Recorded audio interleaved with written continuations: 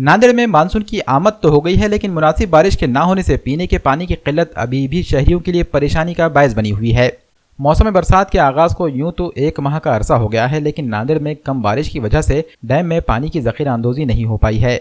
Vishnupuri dam में फिलहाल 1 माह की जरूरत का पानी ही मौजूद है। ऐसे में जिला इंतजामिया ने सिद्धेश्वर डैम से 15 क्यूसिक लीटर पानी लेने का फैसला लिया था, लेकिन ताहाल 13 क्यूसिक लीटर ही पानी पहुंच पाया है। बाकी 2 क्यूसिक लीटर पानी 15 जुलाई तक आने की तवक्को है। ऐसे में शहरियों को पीने का पानी फराहम करने के वक्फे में मजीद 1 दिन का इजाफा किया गया है। अब नांदेड़ में 5 दिन के बजाय 6 दिन में पानी नलों के जरिए मिल सकेगा। म्यूनिसिपल कॉरपोरेशन के इंजीनियर सगरेव अंधारे ने पानी की किल्लत और एहतियाती तदाबीर पर आवाम को रहनुमाई की है। नांदेड शहरातील विष्णुपुरी जलाशयात सध्याला 2.5 दलघमी एवढे पाणी शिल्लक आहे आणि ते आपल्याला कमीत कमी 1 महिना एवढे पुरेल।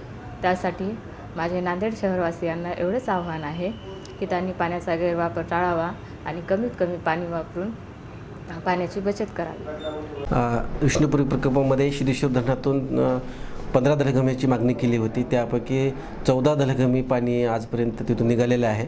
1 दलघमी पाणी 13 ते 14 तारखेपर्यंत तिथून निघेल आणि प्रकल्पामध्ये 3.10 दलघमी पाणी प्राप्त झालेलं आहे।